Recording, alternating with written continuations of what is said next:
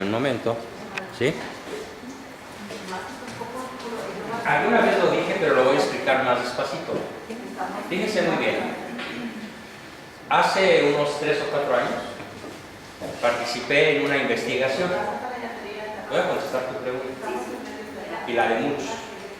Participé en una investigación en la cual una empresa de servicios, Pricewaterhouse, contrata a un grupo de psicólogos, y tengo la fortuna de pertenecer a ese grupo de psicólogos, para hacer una investigación en las principales empresas del mundo que tuvieran esta particularidad. Ser empresas que habían pasado de lo ordinario a lo extraordinario, de ser buenas a ser sensacionales, excelentes, pero en grado superlativo, en grado extraordinario. A mí me tocó investigar a Bimbo en México. En efecto, Bimbo pasó de ser una panadería de un baturro, ¿sí?, a tener una presencia global y a ser considerada como la empresa que tiene mayor arraigo en su personal, el mayor orgullo de pertenencia y la menor rotación de personal y el nivel académico más alto en todo su personal, en todo México, y si me aprietan tantito, también en América Latina. Es la número 1 en ese sentido. Y la consigna era que estudiáramos, los psicólogos, cuál era el perfil de personalidad de las personas que dirigían esas empresas. ¿Qué características tenían esas personas? Entonces hicimos muchas entrevistas, muchos tests, muchos análisis, muchos cuestionarios, etcétera, durante un largo tiempo, hasta que, para no hacer la historia de toda la investigación y quedarme con lo esencial, descubrimos, tanto en China como en México, como en Singapur, como en Europa, Estados Unidos y en todos los lugares de la Tierra, cuando juntamos el resultado de la investigación, resulta que encontramos 2 rasgos predominantes. ¿Cuáles pudieron haber sido? En grado superlativo, 2 cualidades, 2 virtudes que destacaban por encima de todas las demás. ¿Qué se imaginan que fueron esas 2 virtudes? Vamos a insertarlas dentro del tema que estamos viendo, naturalmente. ¿La ética? No, la ética no es una virtud, es el tratado de las virtudes, la ética práctica. ¿Amabilidad? ¿No? ¿La Pues justicia? la relacionada a la fe. ¿No es la justicia? No, porque no todos eran creyentes, no todos eran católicos.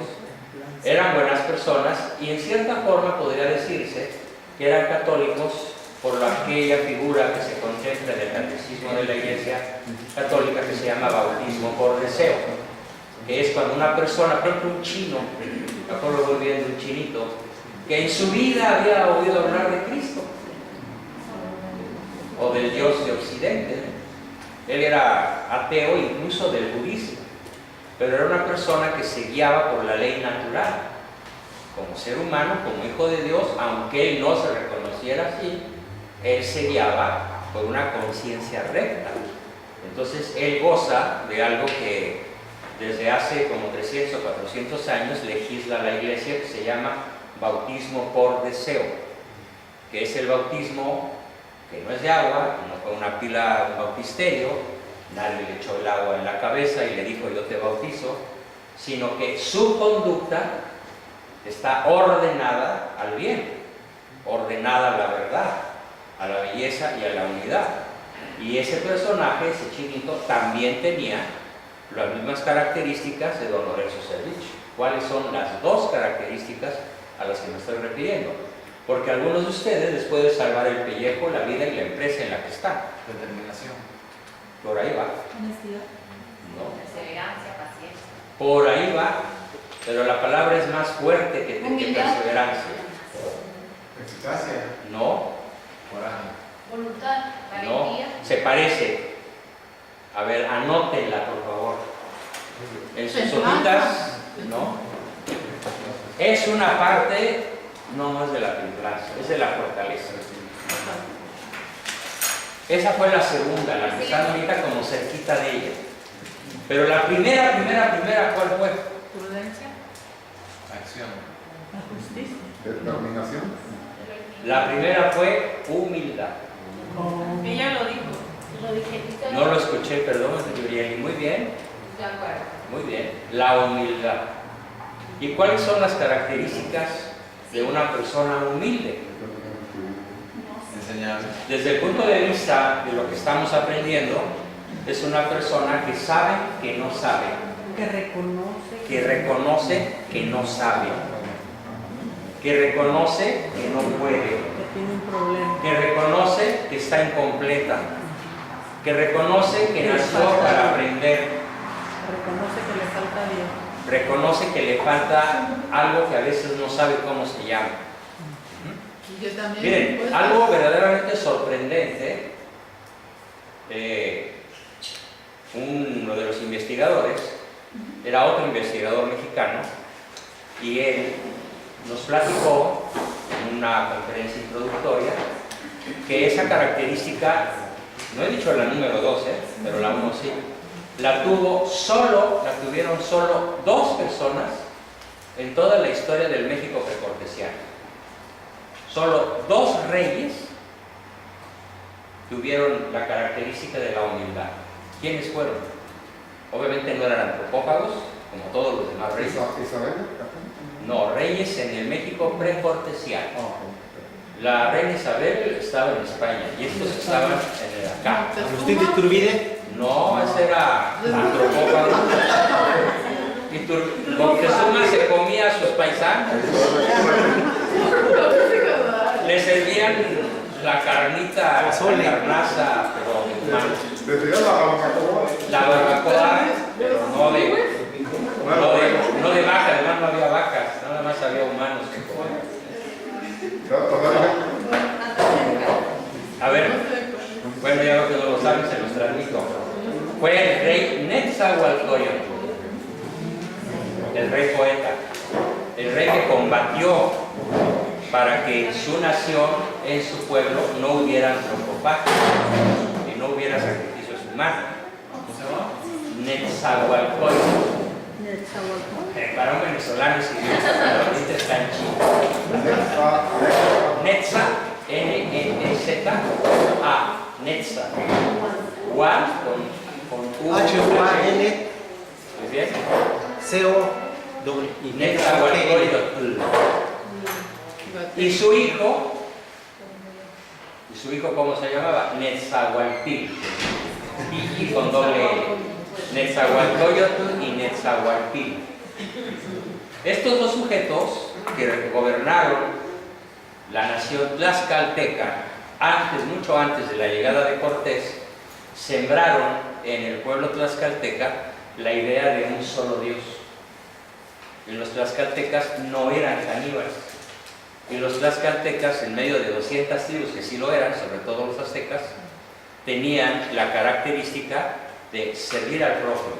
Y finalmente fue gracias a ellos por lo que estamos aquí. De no haber sido por la ayuda tlaxcalteca a los 300 soldaditos de Cortés, se los hubieran comido en Veracruz a todos. Entonces, es muy importante en cualquier momento de la historia que nos situemos, ¿quiénes son los triunfadores de la historia? Los humildes. Dice el Evangelio, los humildes poseerán la tierra. Los humildes gobernarán la tierra. Bueno, en el siglo XXI, los humildes gobiernan las mejores empresas con mano en guante de seda y mano de acero. Firmeza y empatía a la vez. Suavidad y firmeza. Firmeza y suavidad. Entonces, la persona humilde tiene todas esas características. Vive para servir, sabe que no sabe, se reconoce criatura, se reconoce incompleto, se reconoce contingente. Ahorita vamos a ver la tercera prueba de la existencia de Dios, basado precisamente en la contingencia y en la no contingencia. ¿Alguien no entiende la palabra contingente? Yurieli, tú no la entiendes, tú tampoco. Contingente quiere decir que puede suceder o puede no suceder. Por ejemplo, me sucedió una contingencia. ¿Era evitable la contingencia? Sí, si hubiera ido más despacio. Si no hubiera ido texteando en el celular, no hubiera chocado, no hubiera pasado el alto, no hubiera podido evitar un problema. Entonces, un hecho o un ser contingente es algo que puede estar o no estar, y es algo que puede ser o no ser. La persona humilde se reconoce contingente, se reconoce no insustituible, sino sustituible, se reconoce limitada, y por lo tanto, con esa conciencia de limitación, siempre busca lo mejor. Me acuerdo ahorita en esos momentos, por razones obvias, de cuál fue el lema de mi preparatoria, cuando todavía los jesuitas eran una orden educadora y virtuosa, porque ahora son otra cosa. Ahora ya volvieron a la Ibero, un centro de despapalle LGTBI. Doctor, Espera, déjame cerrar el ciclo. Entonces, el lema de mi preparatoria era Quod melius illac, que significa buscar siempre lo mejor. Buscar siempre lo mejor implica que nos estaban diciendo, busca en cada momento de tu vida el valor supremo, el bien máximo. No le des una sonrisa a tu esposa, dale tu mejor sonrisa, la mejor posible. No trates bien a tu prójimo, trátalo de manera óptima e insuperable. No hagas un buen esfuerzo, haz tu máximo esfuerzo. que te duela. Que te duela. Exacto, que te duela. No pain, no gain. No te duele, no sirve.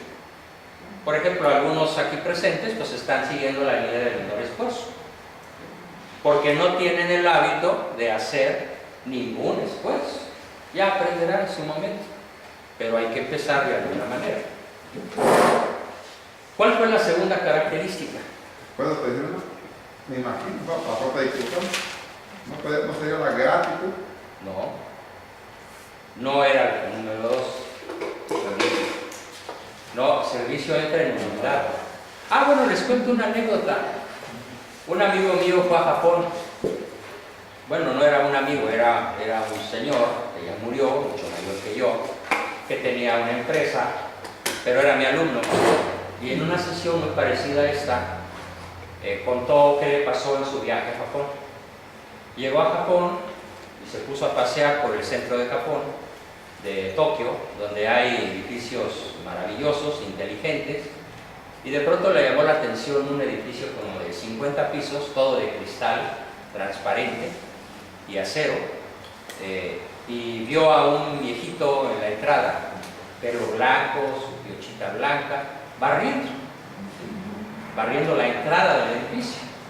Y se acercó a él y le dijo en inglés que quería que le presentara al director general que habitaba o que dirigía aquel maravilloso conjunto empresarial corporativo. Y el viejito le dijo, sí, cómo no, sígame, follow me. Y ahí va mi amigo, siguiendo al viejito. Subieron al penthouse del edificio. El viejito dejó la escoba por ahí, se sentó en un gran sillón y le dijo, dígame, ¿qué se le ofrece? Era él. Y estaba barriendo las hojas de un árbol que había dejado mugrita, hojitas, a la entrada del edificio. Ese es precisamente lo que es ser humilde. Entonces vamos a pensar en esos momentos, ¿qué tan humilde soy? ¿Qué tan humilde soy? Ahorita vamos a reflexionar sobre unos párrafitos que hay aquí, que es cómo ven a Dios los soberbios. Bueno, ya dije el otro día algo que tal vez algunos no escucharon. El hombre más soberbio que ha existido en la Tierra se llamó Friedrich Nietzsche, un filósofo alemán, genio para algunas cosas, pero que muere esquizofrénico, loco de remate. Y él decía, Dios no existe, Dios no existe. Pero en caso de que existiera, ¿cómo soportar no serlo? ¿Cómo soportar no ser yo Dios? La antítesis de la humildad. la soberbia pura. Y a veces, sin que caigamos en un extremo tan terrible, nos comportamos en la vida diaria como los críticos de Dios. Y andamos tratando de corregir el planeta, ¿no? ¿Cómo es posible que permite el mal? ¿Qué tantas cosas horribles suceden y Dios no hace nada? Y vemos que un cuate se sube a un edificio en Las Vegas y mata a 52 cristianos. ¿Por qué Dios Y no luego castiga? los soberbios. ¿Y dónde estaba Dios? O por ejemplo, los 55 niños que acaban de dejar en Venezuela, en la frontera con Colombia, porque los papás no podían darles de comer. ¿Y dónde estaba Dios? Y hoy vi un documental que te voy a pasar de la crisis del hambre en Venezuela. Bueno, lloré. Es un documental que filma una cadena inglesa. Van a Venezuela, un periodista de habla castellana, y filma de a de veras y sin arreglitos y sin... Ahora sí que lo más crudo, filma a los niños. Esa fue la escena que me hizo llorar. Los niños de 3 y 4 años, ¿qué creen a qué juegan? Juegan a las comiditas, a hacer comida con lodo. Con lodo. Y se la comen. Pero yo ¿No? Pero juegan a hacer comidita porque no hay comida. Por ahí del minuto 9 están 2 niñitos pequeñitos, unas panzotas así, todos flacos, todos desnutridos, jugando a comer la comida que ellos hacen, muertos de hambre, y lo que se metan a la boquita es lodo. Claro, en forma de tortillas, o de gorditas, o de tamales, o de, ¿cómo le dicen para allá? Arepas. Hacen arepas de lodo. Entonces, ¿y dónde estaba Dios? Dice el soberbio. ¿Dónde estaba Dios? porque Dios no les da de comer. ¿Por qué no les da Dios de comer? Así dice. Entonces, la segunda característica que espero que todos desarrollemos si reconocemos que nos hace falta. A ver, empieza con T y termina con D, de dedo. Tenacidad. Muy bien, Miguel, tráesela. Hoy te ves brillante. Tenacidad. La tenacidad. La característica, a ver, caballero de la capucha, mírame para acá. Te voy a pedir que por cortesía me mires, ¿no? ¿Sí? Por favor, te lo suplico atentamente. Cuando yo esté hablando, mírame, por favor. Te lo pido en buena onda. No te tapes tu hermosa cara. Estás guapo. Entonces, la segunda característica, ¿cuál es? Tenacidad. ¿Y qué significa tenacidad? ¿Qué es lo que usted puede ver? Tenacidad. No, no es habilidad.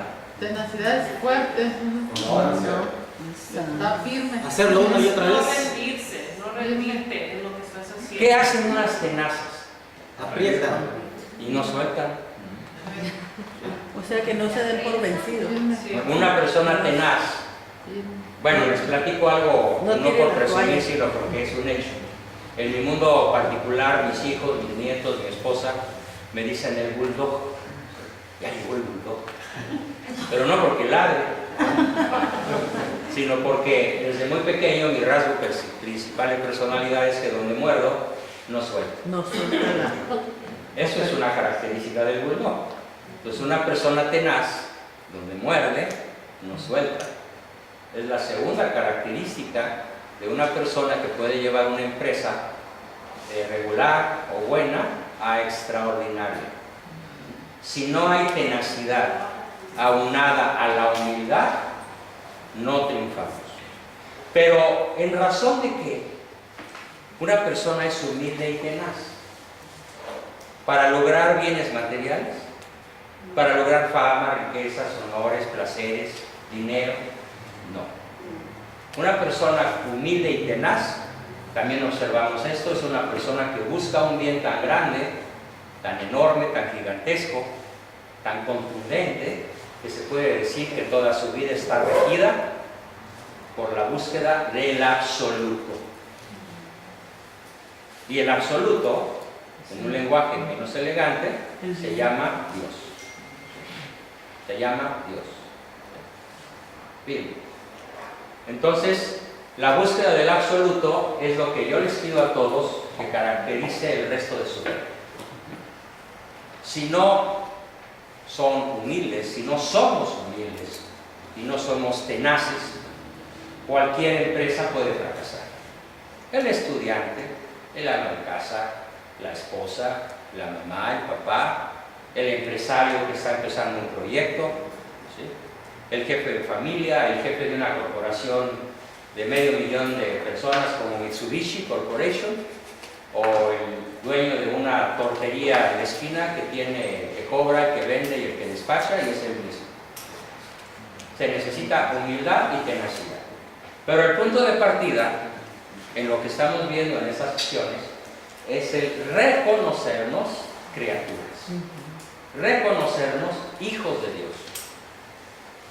Bien, dicho esto, vamos a ver a continuación la tercera prueba de la vía, la tercera vía de Santo Tomás para entender que Dios existe. ¿Cuál es la tercera vía? ¿Alguno la alcanzó a leer? Por ahí en los apuntes que les pasé.